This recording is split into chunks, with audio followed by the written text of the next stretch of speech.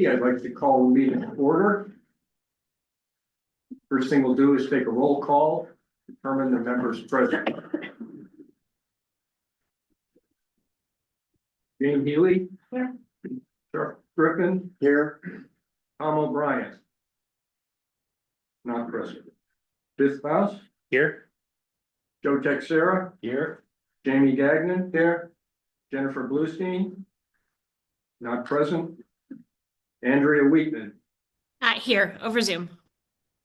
Thank you.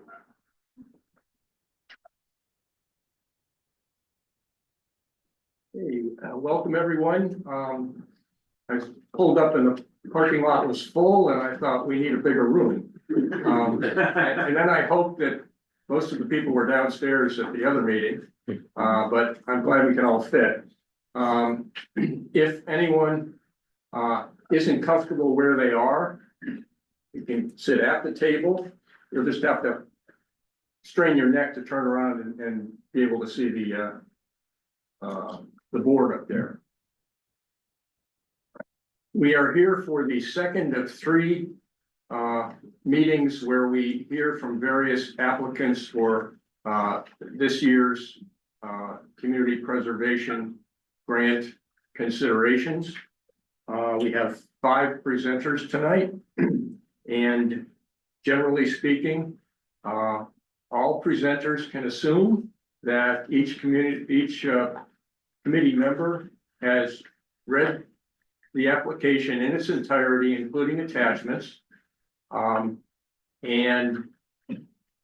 that with that in mind, we ask that your presentation be focused on information that is relevant and important to you, but not in your application, or go over what you consider to be the strongest and most salient and important points from your application. Because we will ask you to, if possible, keep your presentation to approximately 10 minutes so that we can be efficient and get everybody home and maybe to dinner if you didn't have one before you came. Okay, the other thing to remind you is that this committee hears the applications, then has a meeting or meetings, if we need more than one, to make deliberations to determine which of the applications we will recommend to City Council and in what amounts, and possibly with any conditions attached. We are not an appropriating body. It is City Council that appropriates the funds that fund the grants. And if you receive a grant through City Council vote, you will also be executing a grant agreement with the city of Newburyport that reflects the project as reflected in your application and any amounts, conditions, etc., and timing that is imposed in the grant agreement. First presenter would be for St. Paul's Community Hall roof. St. Paul's Church requesting a grant of $82,000. The presenter could stand and identify yourself, and we're all ears. You have the floor. Thank you. Hello, everybody. I'm Stuart Tuthill from St. Paul's Church. See it there. You've all been by it hundreds of times. Imagine if it wasn't there, but it's been standing there for over 100 years. I'm gonna pass around some close-ups that I got. Too late to get the cable, but you can just share this. Do one down there, one down this way. Keep this one. Sure. Okay, next slide. St. Paul's began on the plains of Newburyport in 1711. That's where the Belleville Cemetery is now. We moved to our current location in 1741. It's actually the 3rd building on that site. There was a church, a large church built in 1800. It was a wood clapboard church that burned down in 1920. And it was replaced by the building that you see today. St. Anna's Chapel, which is next door, which you'll see soon, was built in 1863 by the rector in memory to his daughter, Anna. Next slide. Some comments on Newburyport history relating to St. Paul's. Nathaniel Tracy, who was one of the chief financiers of the American Revolution, is buried in our churchyard. An interesting person, Laura Marston, is the only known person of African American descent. She died at the age of 19. It was 5 years after slavery was abolished by the Massachusetts courts. Although St. Paul's was part of the Church of England, and we're still part of the Anglican Communion, when the Revolution broke out, the Declaration of Independence was read in the church by Senior Warden Kristen Dalton. And our rector, Reverend Bass, had to get his prayer book and cross out all references to the King of England, so he wouldn't accidentally say anything and get in trouble with the parishioners. And that book has been on display at the Smithsonian Institution. Next slide, please. We've always been a community resource that we're proud of that. The Women's Crisis Center was founded in St. Paul's by 2 parishioners, Ann Smith and Carol Abbott. The Among Friends meal program was started over 40 years ago by another parishioner, Jan Crowley. And we're now serving between 400 and 450 meals, hot meals, every week. Takeout, delivery, and in-person dining, whatever suits the people who are our clients. The community parish, all lower levels, known for community services in Newburyport. I was down there yesterday with a plumber fixing a leak. I didn't fix it, you did. Got some issues. St. Paul's and St. Anne's chapels are also frequent venues for concerts, lectures. Maybe some of you attended some of those. And lastly, I wanted to mention that we have 9 12-step meetings every week at St. Paul's. There are over 300 people attending every week. And in total, we have 900 to 1,000 people in and out of the church every week. Community members, parishioners, everybody. Next slide, please.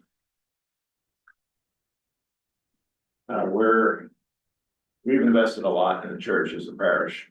In 2018, we spent $235,000 repairing the clock and bell tower. We spent another $190,000 replacing the roof in 2019. In 2023, repairs from roof and chimney leaks were almost $9,000. We repointed 3 leaking stone chimneys. You can see how bad the chimneys were when those photos were taken. That was $54,000. We installed a handicap ramp a couple of years ago for $13,000, and so anybody could get into the church for any reason. And this year we're going to start a capital campaign. We need to restore our 1920 Austin organ. Apparently it's very valuable and historic. We're going to remodel the parish hall and add ADA laboratories. Next slide, please. So you recognize the church. The parish hall is behind St. Anne's Chapel on the left there. You can see on the right-hand photo exactly what the layout is and where the parish hall is located. Next slide. This is a close-up of the parish hall, so you can see both sides. That's the roof that needs to be replaced. It's over 100 years old. Next slide.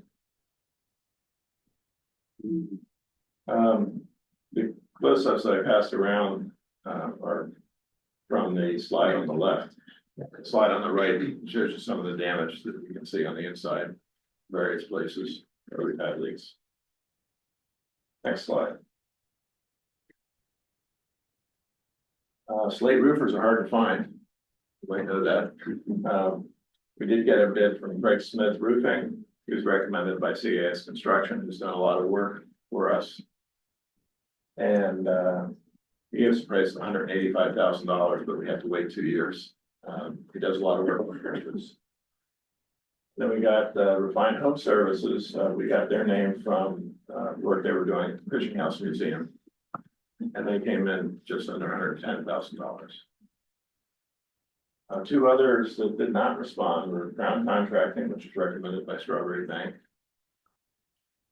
and JB Kidney and Sons, who did the slate roof on the main church in 2019. Despite repeated phone calls and texts, since I had to work closely with him, didn't respond. So, but I think my home service is clearly the best option for us. Next slide. So in conclusion, we think of ourselves as a vital community resource for all kinds of reasons: worship, outreach,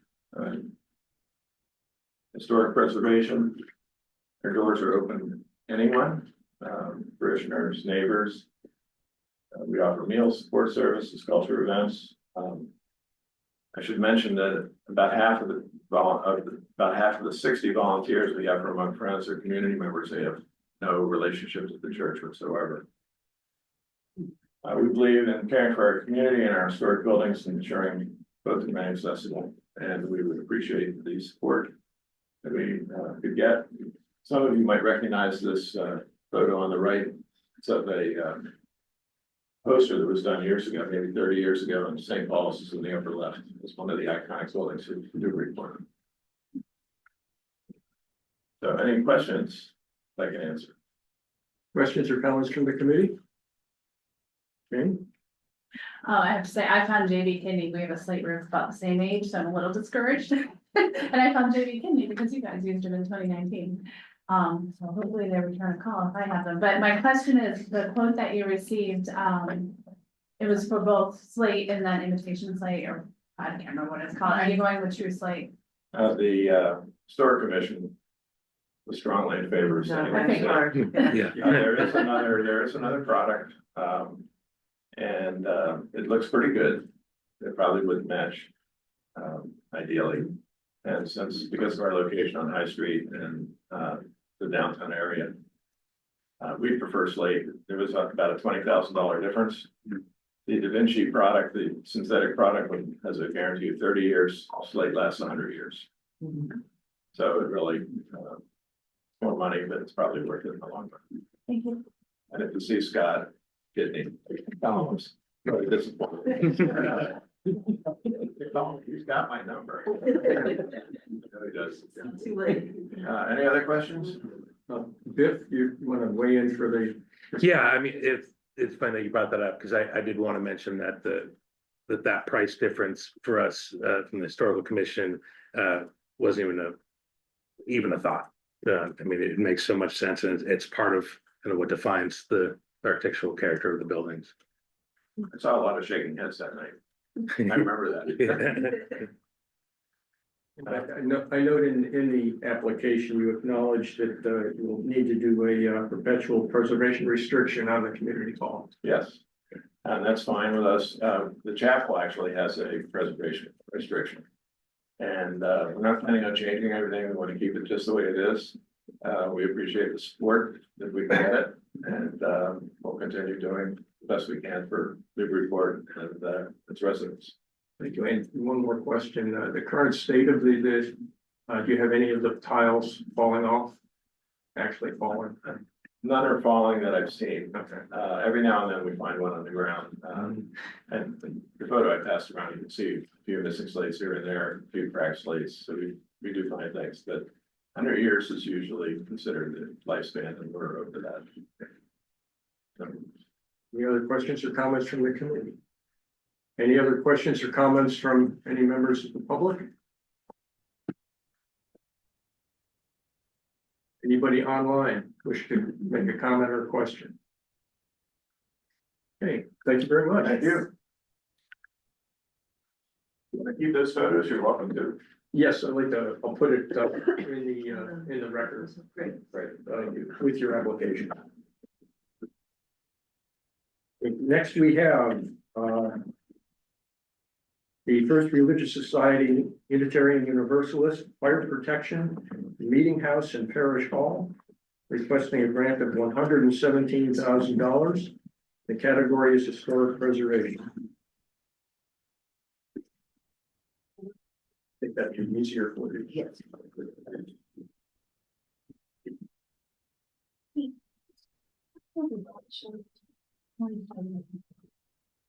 Yeah, If it's a pain, no. no, yeah. Oops, No, yeah. Prefers if possible to show the whole slides. I know on the sidebar, you can get rid of, Was it? just, you can get rid of it. Yeah, yeah. Just to make it as big. We usually do that because a lot of times people want to scroll through one slide to another later. So we usually use that. So we can just turn it off and then pull it back later. It helps us to navigate when there's a bunch of slides. Yes. Everyone, I'm Reverend Rebecca Bryan, good to see you. Minister of the First Religious Society, the senior minister, our assistant minister isn't able to be here this evening, Laurel Gray. So we're delighted to be here and I want to say good evening to all of you, including to some of our parishioners. Thank you for being here. To discuss briefly the grant that we're bringing, the request that we're bringing before you for historic buildings fire protection. So this would pertain to both the meeting house, which was built in 1801. So although the church is 300 years old, it was down on Market Square in 1725. The current building we're in was built in 1801. And then it is also for the parish hall that is right next door where the Afghan family lived, and we've had different things over the years, that white building. That was built in 1878. So you'll hear more about what we need for both of them, but they are huge fire safety issues, particularly the parish hall, which has no any kind of fire suppression. So that's in a pretty risky area. And we just also want to thank you for the support over the years for the roof in 2024 on the meeting house, for the steeple in 2015, when it almost was it in great need of repair, the meeting house in 2014. And this for us is part of a deep commitment and a little bit of a longer term plan for preserving the entire campus. So this is fire safety that's immediate, the risks are high, and further building preservation coming in the short term, as well as permanently making sure we have funds to preserve these things ongoing. So, and all of it is to preserve not only the history, but also the view on the street, the part of the city and the community, what a part of it you've heard from St. Paul's. And same, and others are true for FRS. You know, your churches are a vibrant part of the community. So I just wanted to read a quick quote from Chief Bradbury, who says about this proposal will not only protect the FRS, First Religious Society, Unitarian Universalist buildings, but also the nearby buildings and businesses. So it has the full support of the chief.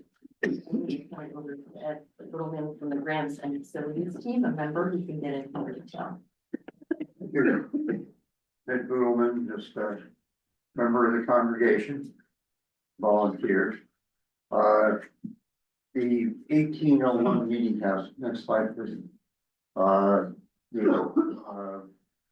Fire protection system was installed in 2001.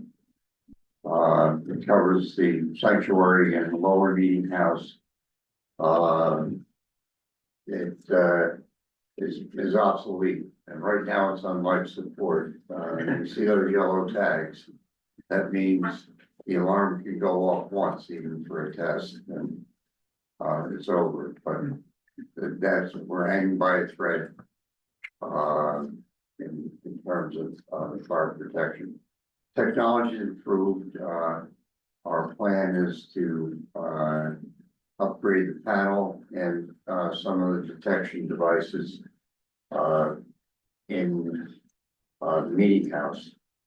Go to Parish Hall, 1877, or we can tell us 1878.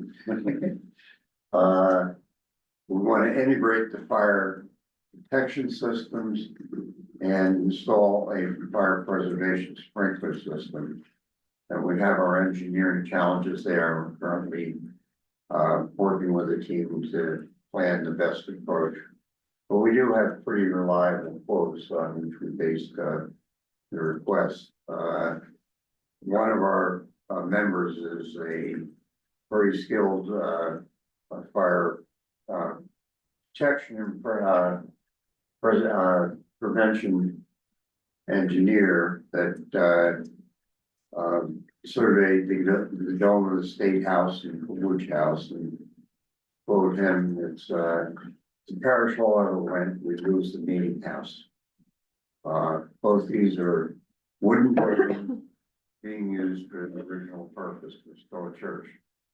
And many churches have been converted. Next slide, please. So turn that over to Bob Higgins, our board chair. David, thank you for having us. I just want to talk about the church's commitment to our buildings and our future. A couple of years ago, we started a congressional insight process to ask our parishioners, what do you want us to do? Where should we be looking in the future? And overwhelmingly, they said they wanted to invest in the parish hall building, the 1870s building next door. It's been long neglected, underutilized, and it just, everyone saw it as having this amazing potential. And so we're envisioning it as a center, not just for our church programs, but a community center, a downtown hub for youth, community groups, speakers, music and cultural performances, cooking classes. We have a lot of great ideas, and we need the space and the flexibility to do it. But to do this, as we're talking about, we have to invest in this building. We're launching a capital campaign to do just that. There's a lot of just infrastructure needs. There's, besides fire suppression, we've got heating and cooling and just a lot of things that haven't been upgraded forever. We have to address accessibility and safety. We're committed to doing all this because we see the potential of this building. We've already engaged an architectural firm. They've done a lot of work, a feasibility study, drawn up plans. We're moving forward on this. And so we're committed to investing in our campus, in this community. We appreciate the support we've gotten in the past and your consideration tonight. Thank you. And we'll take any questions.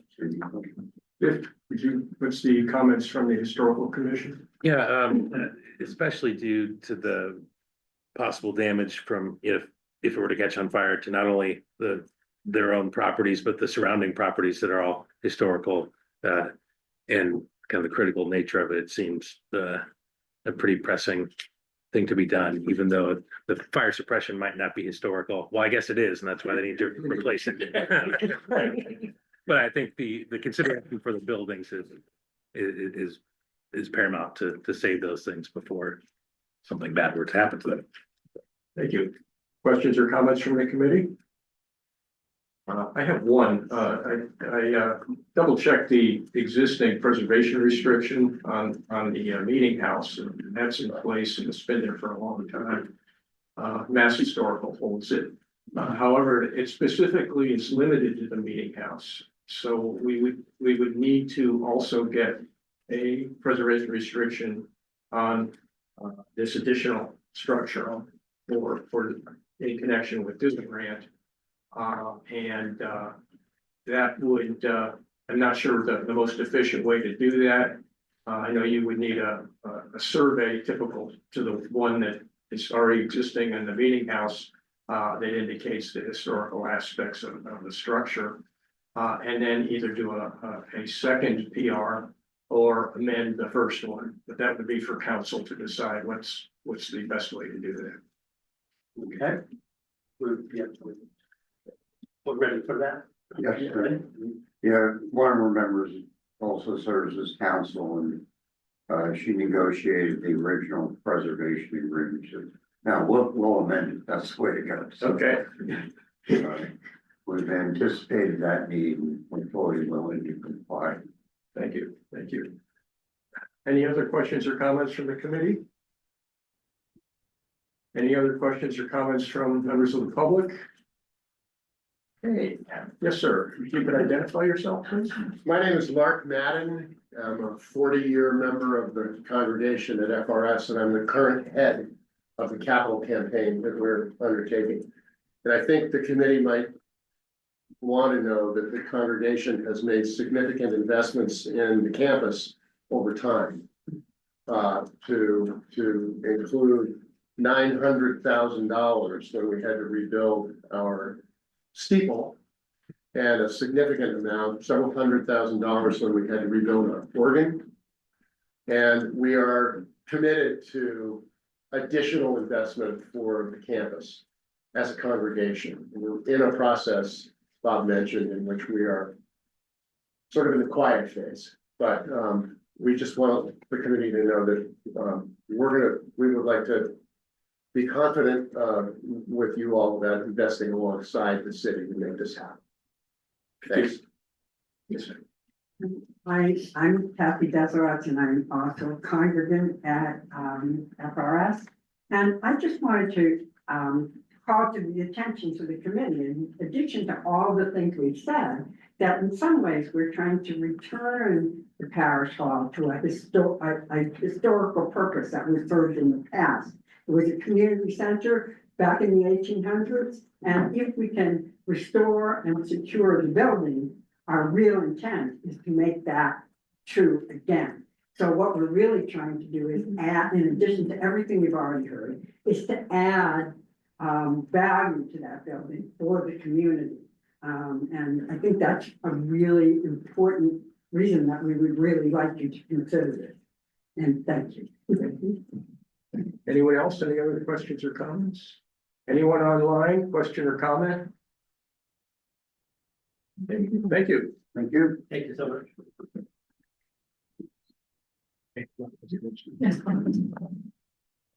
And next we have the Belleville Meeting House ceiling repair from the Belleville Congregational Church, requesting a grant in the amount of $170,000 in the category of reservation.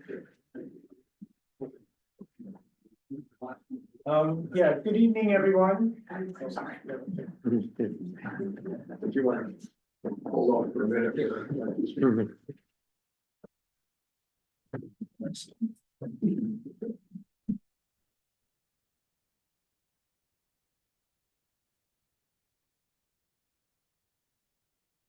I'm here representing Belleville Congregational Church. I'm Jim Samuelson, the church member since 2004 and treasurer since 2016. With me is Marcia Shoemaker, also a church member since 2004, one of our primary fundraisers for many, many years. And Pastor Ross Ronnie, our pastor for since 25 years. 25 years, okay.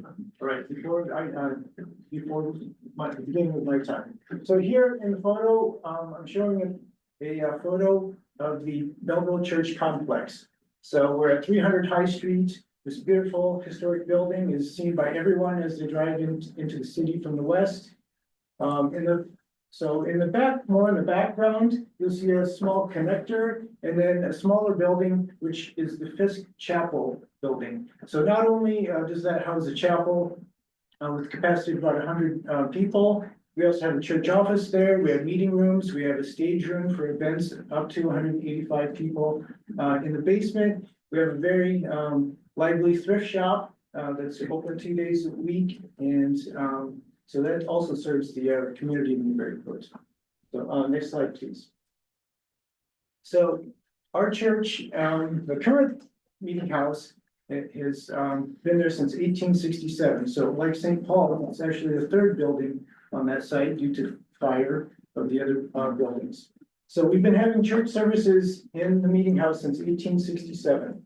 But also we opened the sanctuary for other events that benefit the Newburyport community and beyond. So for example, the Belleville Roots Music Series has been in operation since 2011. So these concerts are church sponsored events, and we average about 5 concerts per year. And that allows hundreds to even a few thousand people to attend, just a fun night in Newburyport, listening to great music. So I would say even more important is a long-standing relationship with the Newburyport Choral Society.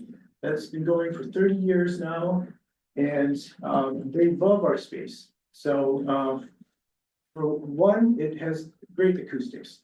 So it's the converted ship's hull ceiling allows for just beautiful music in that space. And also it has a very large capacity. The meeting house can hold up to 600 people.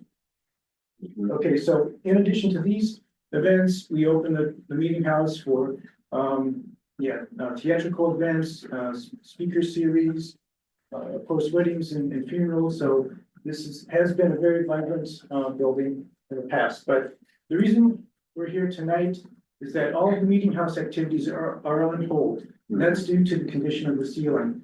So in 2023, two pieces of plaster fell, from the ceiling.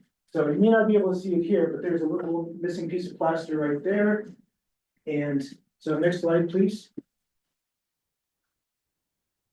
So we recognize that, yeah, we needed to do something. So, first of all, you'll see the lighter, like spider web, shape there is repair of some of the cracks and replacement of the missing plaster. So that was done in late 2023. At the same time, we brought in a plaster ceiling, or plaster expert, David Riccio from the John Ken Company. And, he came to our site in January of 2024. The first thing he said is he looked at the repair and he said, that's not a proper solution. And that's because when we took him upstairs, he was able to just look at these plaster keys. So this is the overlap of the plaster after application or after installation. He was able to just, with the flick of his thumb, break off that key. So the plaster, originating from 1867 is very, very brittle. And, next slide, please. And it's actually disintegrating in, many areas of the ceiling.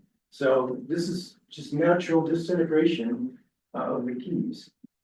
So we have a problem to solve, and we have two possible solutions. Next slide. So upon submitting his report, David Riccio recommended that we employ his company to apply an acrylic solution to stabilize the plaster. So essentially, it would spray on this water-based acrylic solution, it would harden or allow the plaster to harden and stabilize it, make it less brittle. But personally, I saw two problems with this approach. One is that, what about those areas where the plaster keys have already disintegrated or they may be missing in some cases? And then we still have the issue of repairing the ceiling, repairing the cracks from below. So also we considered other options. So in 2024, we applied for a grant from Massachusetts Cultural Council. We were awarded $35,000. We matched that with our own $35,000.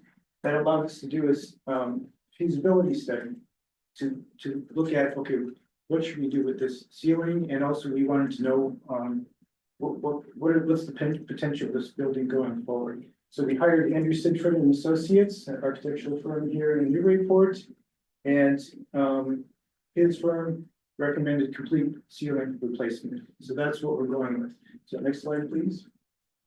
So currently we have two proposals on the table to replace the ceiling.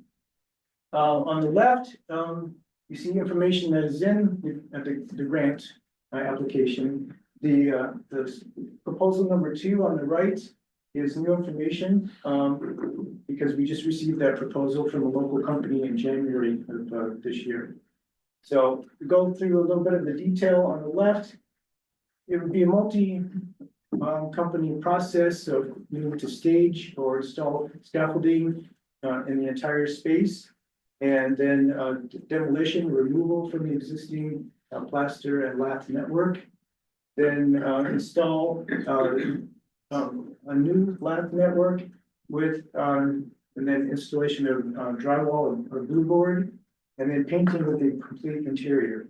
So proposal 1 adds up to $406,000, plus there will be costs for electricians and also permits and other unknown costs. On the right, we're favoring the proposal number 2. First of all, it's a local company, and the price is a little more attractive, and they can do everything from A to Z. So proposal 1, we would have to hire a general contractor to manage these 4 parts of the process for these 4 companies.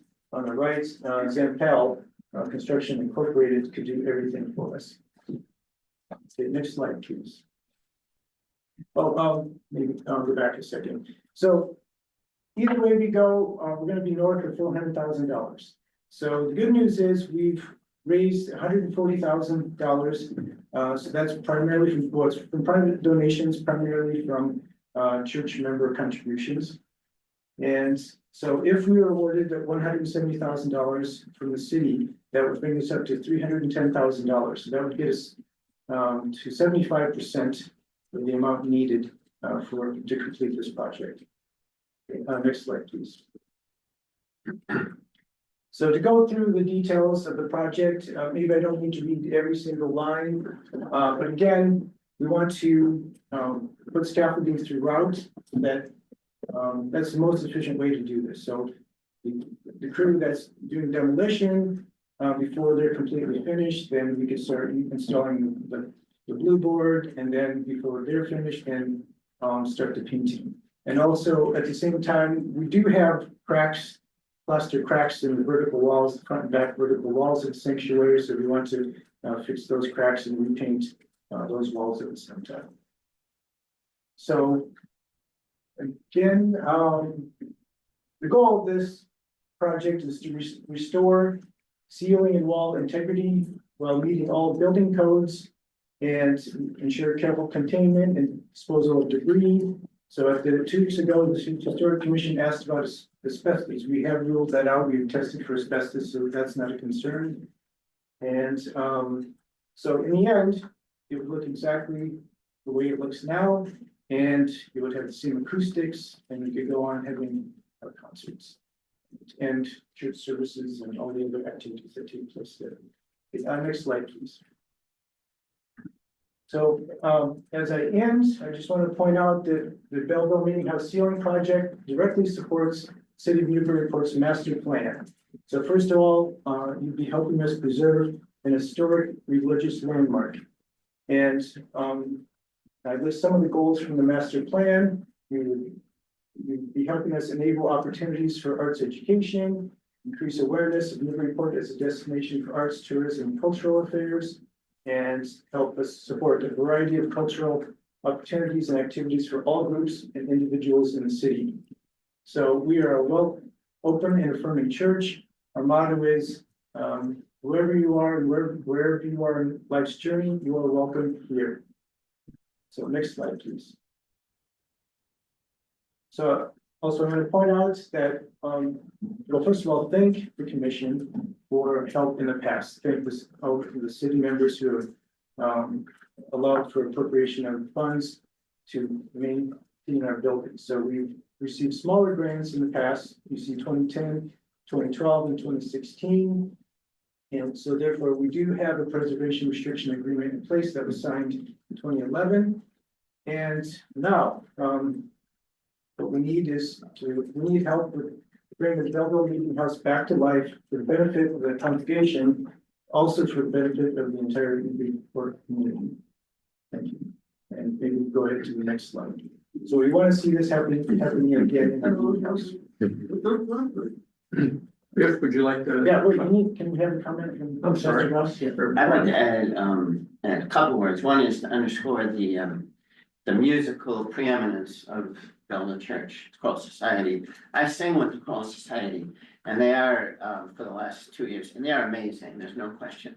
It's like being in Symphony Hall. If you haven't attended a concert, it's like you don't have to go to Boston Symphony Hall. Just go to Belleville Church. You get a full orchestra and 120 singers. It's really amazing. And then, of course, the Roots concerts, which have been amazing over the past 10 years, bringing all those, and Marsha's been a key part of that, bringing all the cultural places from the Quebecois and the Texan music and the everything, you know. So that's been amazing too. And both groups are really missing being in the larger space. Choral Society, not to say anything negative about other venues, but they've been trying, you know, the middle school, the high school, the Pentucket, and the Immaculate Conception. They've been trying them all, and quite frankly, even in the Immaculate Conception, it's like there's a little acoustical problem at the rear. It's so long. Yeah, whereas the Belleville shape is like Symphony Hall. It's kind of perfectly rectangular and rounded, and the sound is great everywhere, from what I understand. So the urgency of it, I think, is that the community is missing out and these groups are missing out on larger attendances. As we know, it's one of the largest attendance places for concerts. So I think the urgency, it's been a couple of years and the Choral Society is dying to get back in there. Into the meeting house and also the Roots concerts with like more than 150 attending. They can easily get 400 themselves if we go to the bigger space. So.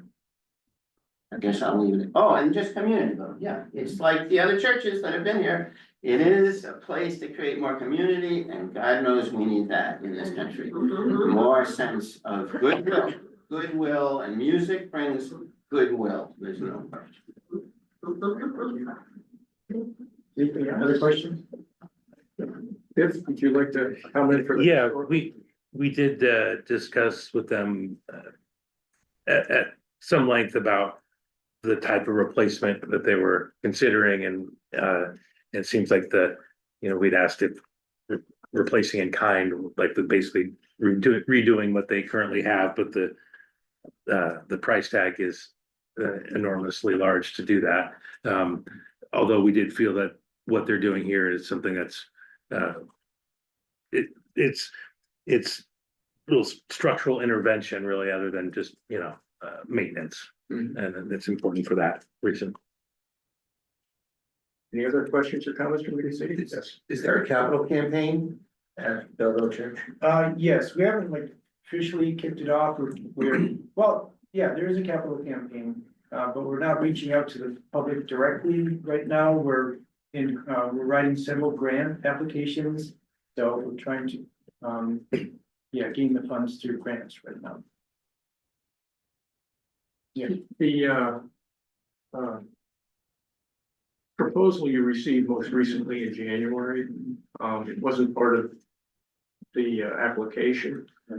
Is it more complete than what is shown on the slide? In other words, it's broken down. Yes, there is a scope of work, and I went back yesterday and realized we needed even more itemization. Yes. So we want to break it down and okay, what is structural versus cosmetic? Yes. So I think that's.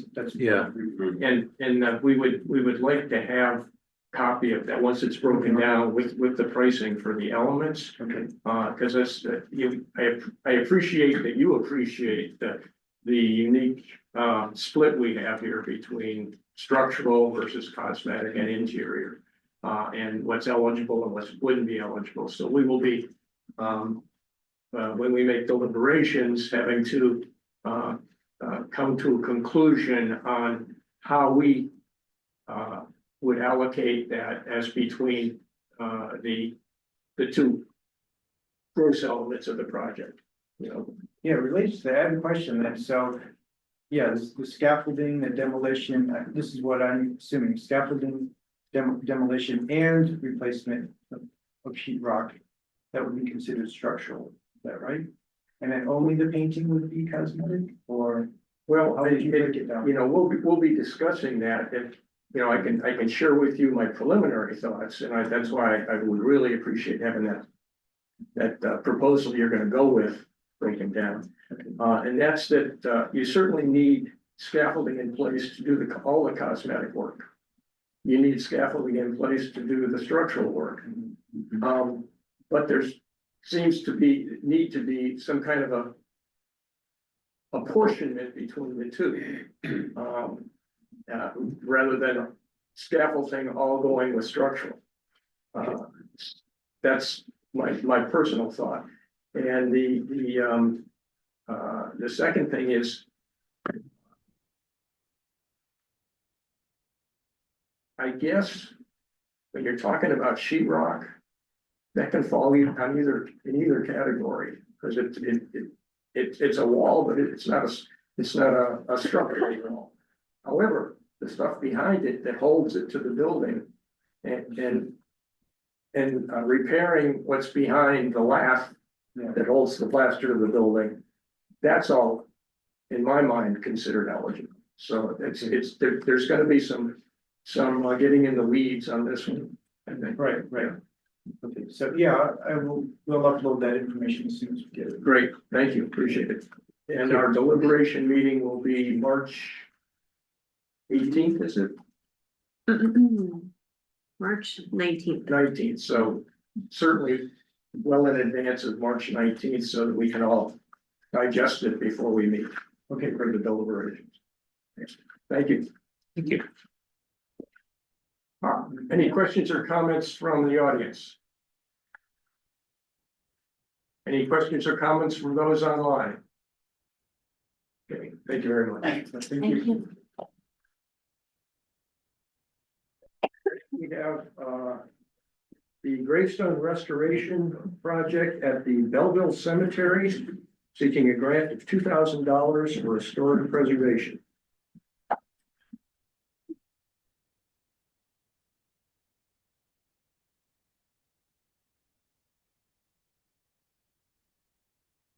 Good evening. My name is Bob Bear, so I'm president of the Belleville Cemetery Association, not to be confused with the Belleville Congregational Church. With me tonight is our superintendent, Bruce Connor, and our secretary, Dawn Little. I think some of you know Dawn. I know you've read the proposal. Would you mind with the slides? Could you, oh, you've got them already. That's perfect. That's exactly what I wanted. So Belleville was established in 1720. And then the oldest stone we've been able to identify is 1727. So I think we win the award tonight for the oldest group. And we were incorporated in 1851. It's very simple. What we're asking for support on is when we got involved a few years ago with the cemetery, things had really gotten run down to a dramatic extent. In fact, when people found out that we got involved with the cemetery, they would come up to us and complain about the condition of the cemetery. So we've been working very hard to keep the place well maintained. But the problem we have with being so old is we have gravestones from the 19th century that are, as you can see, are in deplorable condition. And I think there might be even 2 more slides. Yeah. So you can see this one and then the third one. So we've been in touch with Glee Woodruff, who's known to many of you. She has an expertise with restoration of gravestones. And we've identified approximately 90 stones that are in tough shape. To borrow a phrase that was heard earlier tonight, we have about 45 on life support. Which in the cemetery is a little bit weird. But we were able to ascertain a quote that to restore 45 of them, half of them, it would be $2,000. And so tonight we're here asking for your support for this grant of $2,000. Now, the historical commission said to me, why don't you go for all 90? And my answer was, we weren't sure what the funding situation would be like here this year with your group. And so we thought we'd go for the life support stones, the 45. And then perhaps if that goes well, maybe next year we'll come back and ask for round 2. But right now, we're just looking for support to repair the 45. Thank you. Questions? First, Biff.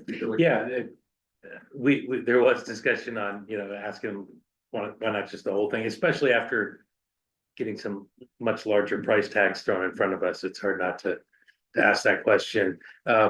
Although I think I did mention that knowing that we might not be able to give everybody what they want, that a smaller amount might be better, and then to prove that they can go through with it, and that's going to look better on another application for them to finish the rest of them. So I think, if we had room for it in our budgeting, it would be good, I think, to give them enough money to fix all of them that are in critical repair. But knowing what our budget aligns it, I'll leave that up for the deliberations. But okay.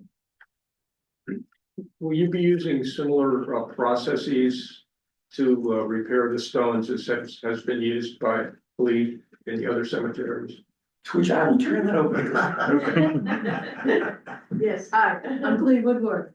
Mike, are we the only ones remaining from 2009 to 10, that original application, or James, you was there, okay. Yeah. Where the trainer, Jonathan Appel, came in from Connecticut. Right, right. And, it's one of the best things in my life that I've learned.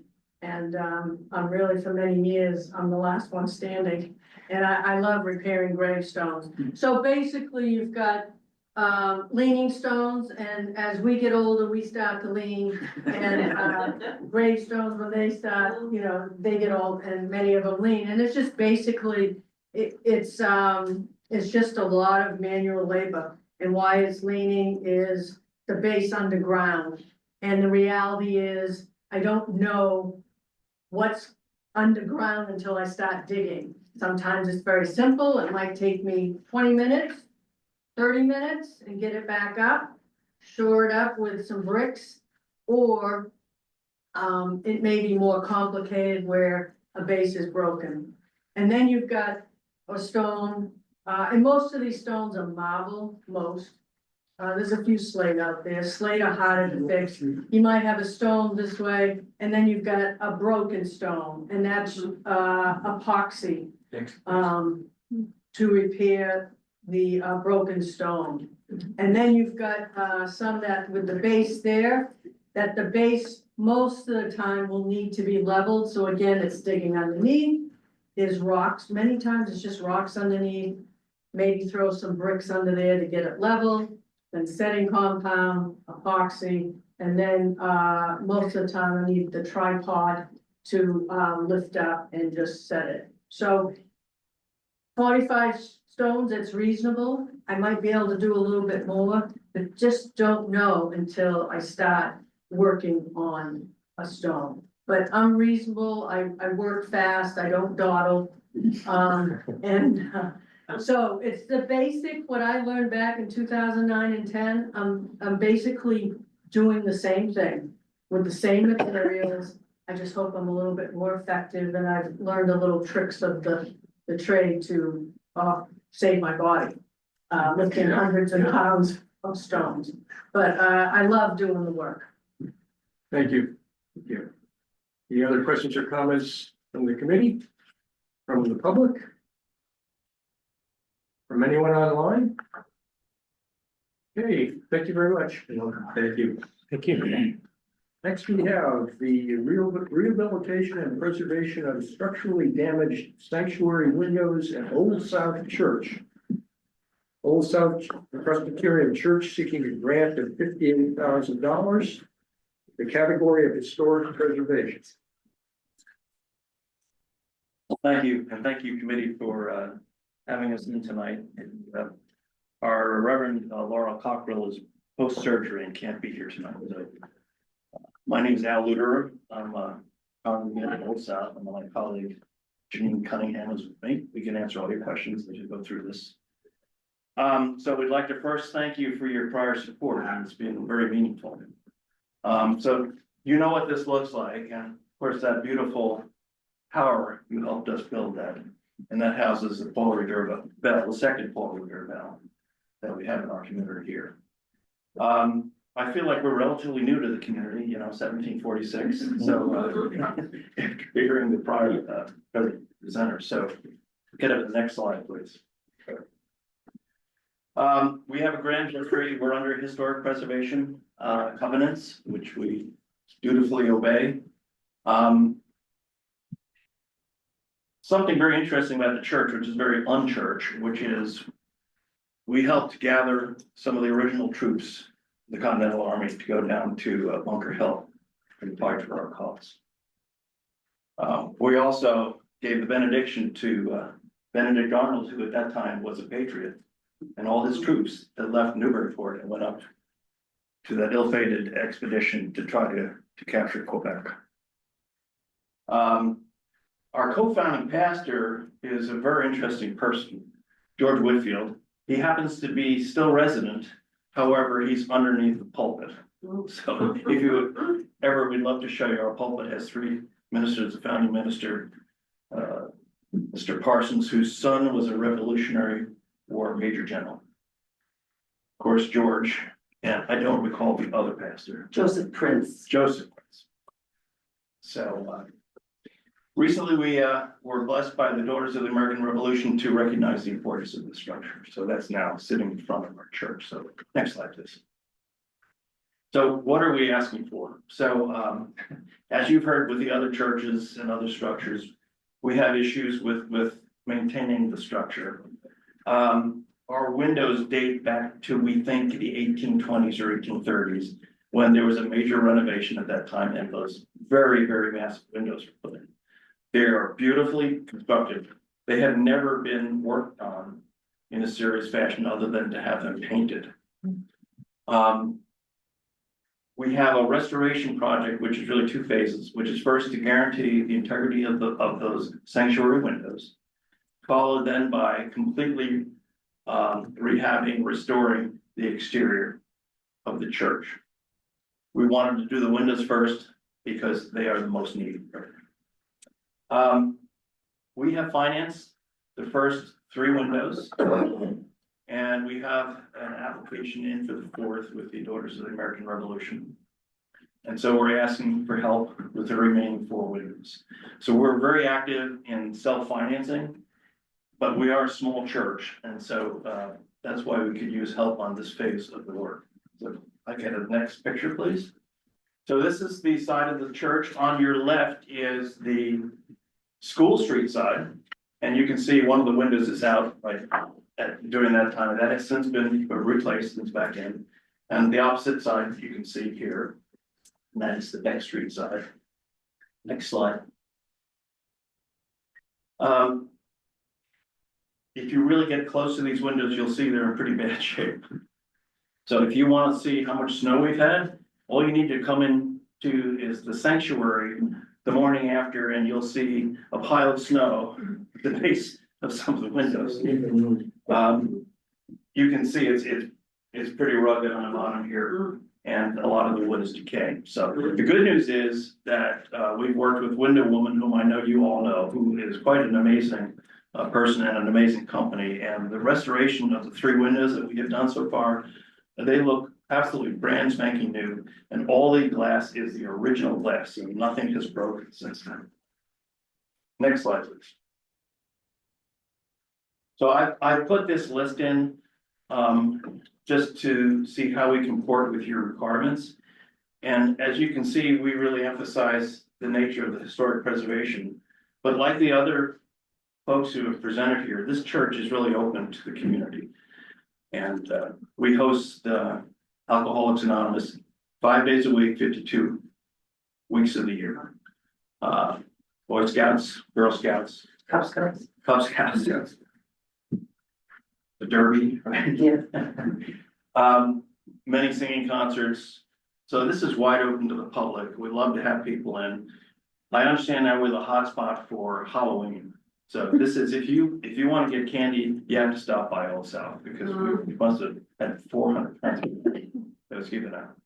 So the only place where we do not match up is, it is of course a private and not a public space or own space. So that's the only place we don't match up with the jury. And I think you'll find that we have the required support from the different organizations in the dossier. Next slide, please. So that's the proposal for Window Women, $14,500 per window times 4. And 58,000. And I say it'll take about 3 months, and as we go through this and with the winter, if we were funded today, I think it would take probably 5 months. It just takes a long time to rebuild these windows, and even when they do 2 at a time, it just takes a long time to do. I think that's the last slide for the last year. So we look forward to answering any questions you may have, and hope that you'll find a way to support, if not the whole grant, at least a portion. Thank you. Yeah, it was obviously another one that we didn't have much trouble rousing support for, especially the fact that the windows are, essentially original, and they're keeping them that way. I think is really vital, and they're quite visible from the street, obviously. So they're really heavy too. Yeah, I saw one of them open this summer, and I was amazed. They're absolutely massive. Any questions or comments from other committee members? Questions or comments from public? I learned a new word, I was with the troops, but bivouacs. Bivouac. Bivouac in Newburyport. Thank you, French, right? So, yeah. It's so funny because we're obviously a religious organization and some of our congregants had trouble recognizing that we really participated in the revolution and that was bloody. So, but yeah, finally got everybody to say, yeah, we should have a plaque in front of us. Because you wouldn't be here if this church hadn't helped with that. Yep.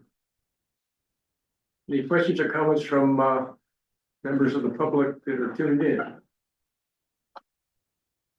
Thanks, everybody. Thanks for your service too. Thank you. I know it takes a lot of time.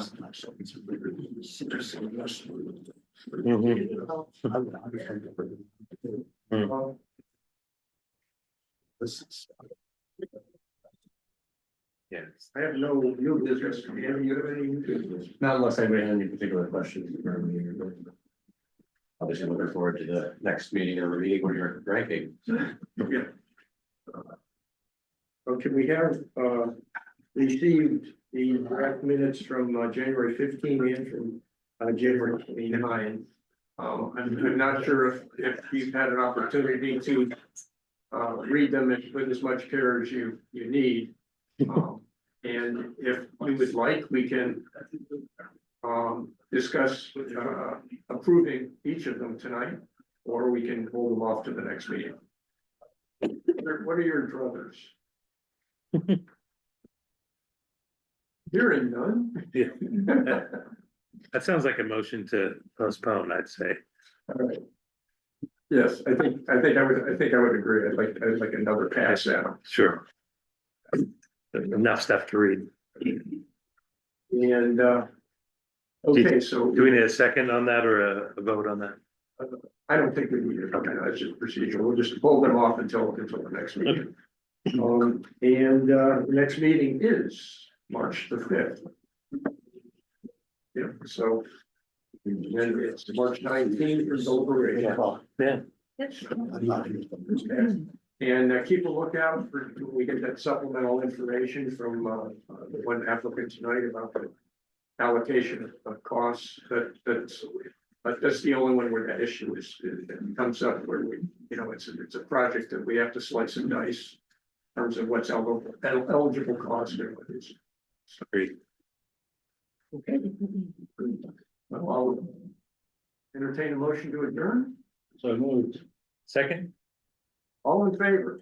Aye. Hooray. Good job.